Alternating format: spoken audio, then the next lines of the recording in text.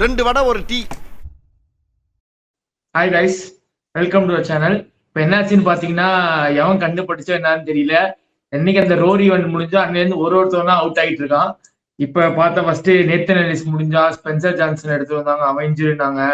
அதுக்கடுத்து பார்த்தா நேத்தி என்னன்னா திடீர்னு ஒரு குண்டை தூக்கி போட்டு தலை 2 வீக் ஆட மாட்டேன்னு சொல்லிட்டாங்க.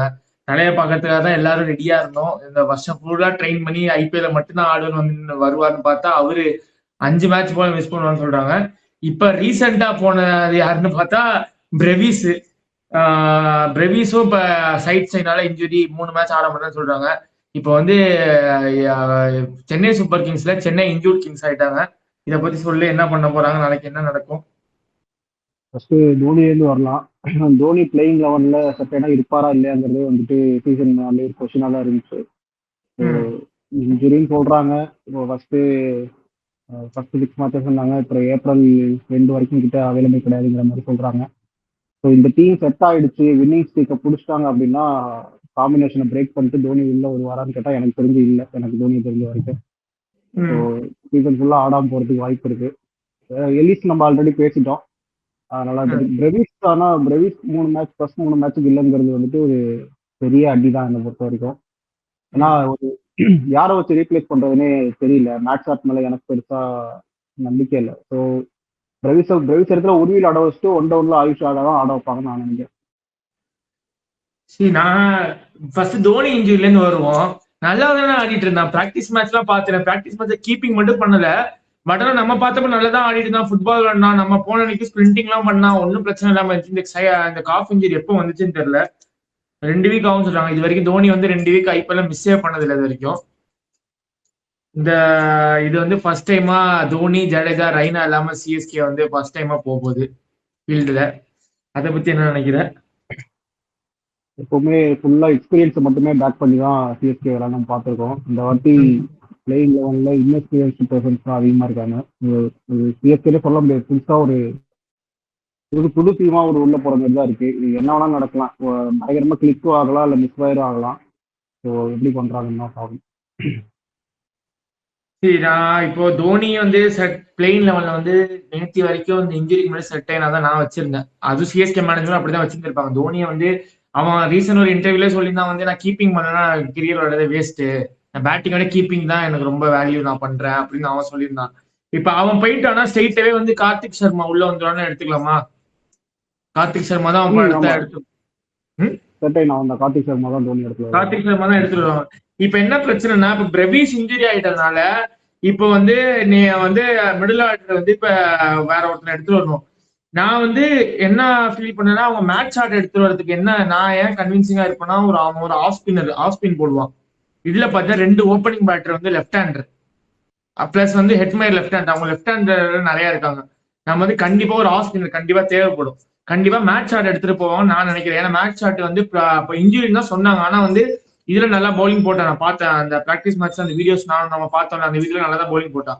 என்னன்னா பிரசாந்த் வீரோட பவுலிங் வந்து கன்வின்ஸ் இல்லடா. அவன் வந்து பவுலிங் நின்று போட்டுட்டு இருக்கான் அந்த பிராக்டிஸ் மேட்ச்ல.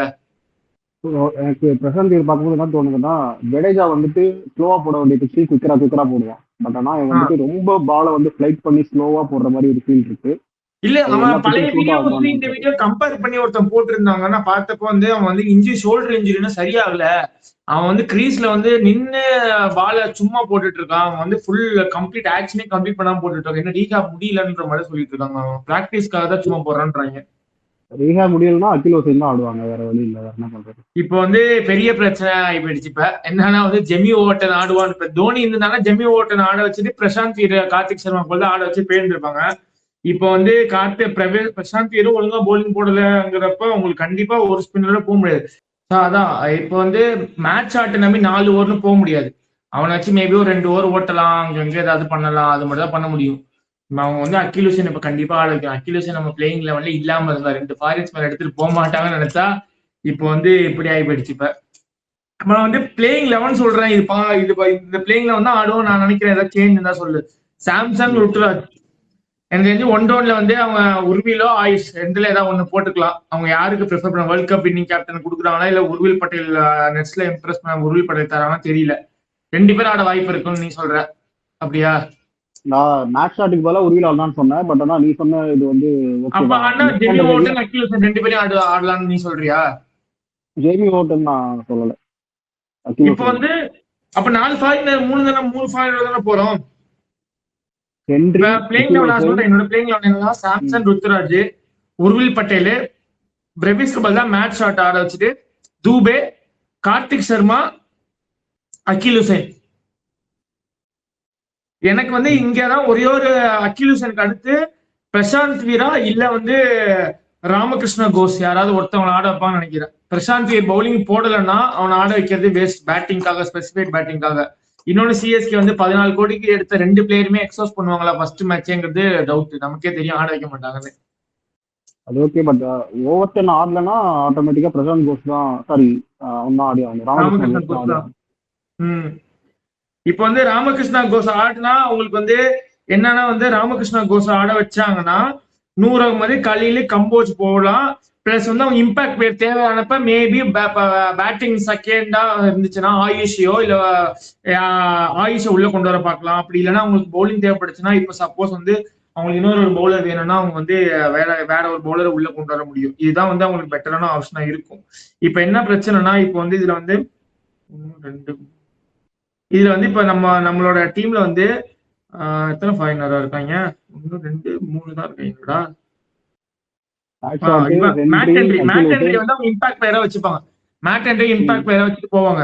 இப்போ வந்து என்னோட கேள்வி என்னன்னா மேட்ச் ஷாட்டா ஜெமி ஓவர்டனா இப்போ வந்து இல்லைன்னா வந்து வேற இந்தியன் பிளேயர் இவனா ராமகிருஷ்ணா கோஸ் ஆட வச்சுட்டு வேற ஏதாவது பண்ணுவாங்க காம்பினேஷன். இந்த இந்த ஃபர்ஸ்ட் மேட்சுக்குன்னு பாக்குறப்போ நீ சொன்ன மாதிரி லெஃப்ட் ஹேண்டர் ஹெவியா இருக்கிறதுனால மேட்ச் ஷாட்டுக்கே போகலாம். பட் என்னோட இது என்னன்னா மேட்ச் ஷாட்டுக்கு போயிட்டு மேட்ச் ஷாட் நம்பர் 4னா நம்பர் 3 ஆயுஷுக்கு பதிலாக உருவில் ஆட்டா பிரச்சனை இல்லை என்னை பொறுத்த வரைக்கும். ஆயுஷ் டிராப் பண்ணிட்டு அதுவும் நல்ல ஆப்ஷனா இருக்கும். இன்னொரு ஒரு ஆப்ஷன் இருக்கு. மேபி அவங்க வந்து அகில் ஹுசைன் ஆடாம ஜெமி ஓவர்டன் எடுத்துட்டு போயிட்டு அவங்க வந்து பிரசாந்த் இருக்கும்போது ராகுல் சகார் அந்த மாதிரி ஒரு லெக் ஸ்பின்னர் கூட போலாம். ஸ்ரேயாஸ் கோபால், ராகுல் சகார் டீம்ல 2 வருஷமா இருக்கான். போன வருஷமே வாய்ப்பு கொடுக்கல. கடைசி பிளேஸ்ல முடிச்சப்பே வாய்ப்பு கொடுக்கல. 4 மேட்ச், கடைசி 4 மேட்ச் கூட அவனுக்கு வாய்ப்பு கொடுக்கல. பண்ணுவாங்களா தெரியல. அப்போ ஒரு ஆட்டோமேட்டிக்கா ஒரு ஃபுல் லென்த் பவுலருக்கு போற மாதிரி இருக்கு ஒரு ஆல்ரவுண்டருக்கு பதிலாக ஆமா, பேட்டிங் அடி வாங்குவோம். ராமகிருஷ்ணா கோஸ் வந்து ஒரு ஆல்ரவுண்டர் சொல்லலாம். வேற யாருமே இல்ல பேக்கப். எல்லாரும் இன்ஜுரி ஆயிட்டாங்க. இப்ப என்ன பண்றது இல்ல. பிரவிஸை நம்பிதான் மொத்த டீமே இருந்தது மிடில் ஆர்டரு. இப்போ மேட்ச் ஷாட் எந்த அளவுக்கு ப்ரூவ் பண்ண போறான்னு தெரியல ஸ்பின் ஹிட்டிங்ல. பேட்டிங் இதுல வந்துட்டு டாப் ஆர்டர் இப்போ சாம்சங் விட்டு வரதுனால பயங்கர ஹெவி வெயிட். 2வது மிகப்பெரிய பாசிட்டிவா இருந்தது மிடில் ஆர்டர் தான். Dube and Brevis and middle order. So Brevis இல்லாதங்கிறது வந்துட்டு ஒரு பெரிய செட் பேக் தான். இந்த டீம்ல எனக்கு ஒரு பிரச்சனை என்ன இருக்குன்னா பினிஷிங் வந்து ரொம்ப இன்எக்ஸ்பீரியன்ஸா இருக்குடா. அகில் ஹுசைன் வந்து ஒரு ப்ராப்பர் பினிஷரான்னு சொல்ல முடியாது. கார்த்திக் சர்மா நம்ம யாரும் பார்த்தது அன்ப்ரூவன். இன்னொன்னு வந்து சப்போஸ் அவங்க ராமகிருஷ்ணா கோஸ் ஆட வச்சாங்கன்னா அவனோட பேட்டிங்கும் நம்ம பார்த்தது கிடையாது. முன்னாடி ஐபிஎல் லெவல்ல பார்த்தது கிடையாது. இல்ல அவங்க பிரசாந்த் வீரே போறாங்க. பிரசாந்த் வீர் போயிட்டு அகில் ஹுசைன் போதா ஜெமி ஓட்டன் ஆடினாங்கன்னா ஜெமி ஓட்டன் கூட ஓகே, இன்டர்நேஷனல் லெவல் பிளேயர். இவங்க 2 பேருமே எம்எஸ் தோனி இல்லாத அந்த இடம் வந்து இப்ப ரொம்ப வீக்கா இருக்கு. எம்எஸ் தோனி இருந்த டீம் வீக்னு சொல்லிட்டு இருந்தாங்க. எம்எஸ் தோனியை தூக்கிட்டு அந்த 3 பேரை வச்சு பாக்குறப்ப இன்னும் வீக்கா இருக்கிற மாதிரி எனக்கு ஃபீல் ஆகுது. உனக்கு எப்படி ஃபீல் ஆகுது? கார்த்திக் சர்மா நெட்ஸ்ல பார்த்து வச்சு சொல்றேன், பயங்கரமான கேப்பபிலிட்டி இருக்குன்னு தான் எனக்கு தோணுது. அண்ட் அகில் ஹுசைன்லாம் ஃபினிஷரா பார்க்கவே முடியாது. ஐபிஎல் லெவல்ல அவங்க போடுற இதுக்கெல்லாம் வந்துட்டு கன்சிடரே பண்ண முடியாது அகில் ஹுசைன். இன்னொன்று வந்து ஜேமி ஓட்டன் நம்ம ஆல்ரெடி டெத் ஓவர்ஸ்ல சிஎஸ்கே ஆடினப்போ பார்த்துட்டோம். இன்டர்நேஷனல் இந்த பிக் பாஸ்ல அப்புறம் 100லாம் விளையாண்டப்போ ஓகே ஃபினிஷ்லாம் பண்ணியிருக்கான். பட் ஐபிஎல் லெவலில் நமக்கு பெர்ஃபார்ம் பண்ணும்போது அவங்களால பெருசாக ஒன்றும் கனெக்ட் பண்ண முடியல. ஸோ அவன் மேலேயும் ஃபுல்லாக நம்பி நம்ம போக முடியாது. டெத் ஓவர்ஸ்ல ஓகே ஃபினிஷர் இருக்காங்க. இப்போ வந்து சிஎஸ்கேல பேட்டிங் எவினாங்க. எவன் கண்ணு வச்சான்னு தெரியல. ஒருத்தனா போயிட்டு இருக்கான். இன்னும் அடுத்து எவன் எதிர்பார்த்து காத்திருக்க வேண்டியதான்.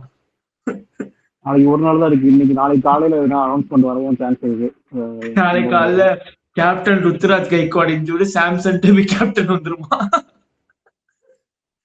தோனி வரத்துக்குள்ள டீம் உருப்படியா இருக்குமா இல்லாமன்னு தெரியலையா? 6 மேட்சுக்குள்ள 6 மேட்ச்ல வின்னிங் ஸ்ட்ரீக் பிடிச்சாதான் தோனி உள்ள வருவான்னு நான் நினைக்கிறேன். சாரி, ஆமா, வின்னிங் ஸ்ட்ரீக் பிடிச்சா தோனி வரமாட்டான். சப்போஸ் சரியா இல்லைன்னா தான் தோனி உள்ள வரதுக்கு வாய்ப்பு இருக்கு. தோனி என்ன எனக்கு தெரிஞ்சு டைரக்ட் ரீப்ளேஸ் கார்த்திக் சர்மா தான் பண்ணுவாங்க. பிளஸ் தோனி வந்து அந்த காம்பினேஷனா மாறிடும் நான் நினைக்கிறேன்டா. தோனியும் பிரவீஸ் திருப்பி உள்ள வந்தாங்கன்னா நீ வந்து அகில் ஹுசைன், பிரசாந்த் ஈரோட பவுலிங் தான் இந்த டீமோட காம்பினேஷனே மாத்திரும். அவன் பவுலிங் போட்டானா அழகா அந்த ஃபாரினர் தூக்கிட்டு 100 அகமத இவனை ஜெமி ஓட்டை ஆட வச்சுட்டு போயிட்டே இருப்பாங்க. அவன் பவுலிங் போடாத வரைக்கும் நம்ம வந்து 2 ஃபாரின் ஸ்பின்னரோட போறது வந்து நான் கன்வின்சிங்கே கிடையாது. இப்பவும் சொல்றேன், வேற வழி இல்லை நமக்கு. இப்ப யாருமே இல்ல, ஸ்பின்னர் இல்ல, வேற வழி இல்லாம இப்ப போறோம். அவங்க வந்து மேட்ச் ஆட் எந்த அளவுக்கு ரேட் பண்றாங்கன்னு தெரியல, மேட்ச் ஆட வைப்பாங்களான்னு தெரியல. எனக்கு தெரிஞ்சு அவங்க வந்து ஜெமி ஓவர்டன் அகில் ஹுசைன் 2 பேரும் போறது கூட வாய்ப்பு இருக்கு நாளைக்கு. Overton Akeal Hosein. Okay, Matt Short ஹென்ரியா?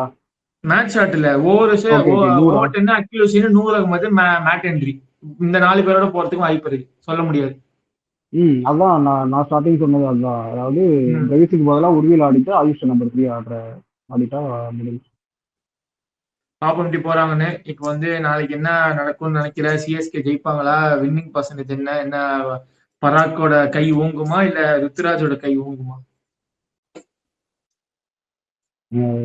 பிரவிஸோட இன்ஜுரிக்கு முன்னாடி வரைக்கும் தான் நான் 60-40 கொடுத்துருப்பேன் சிஎஸ்கே ஃபேவரா.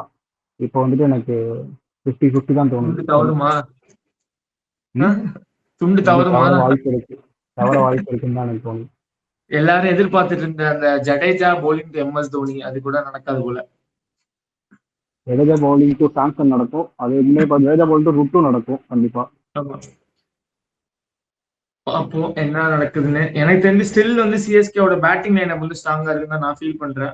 பவுலிங் வந்து மேபி அதே தான், பவுலிங் எந்த சேஞ்ச், பவுலர் எவனா இன்ஜுரி ஆகி வேற எவனா கூட்டு வாங்கலாம் பார்க்கலாம், அதே எவனா ஆக மாட்டேங்கிறாங்க.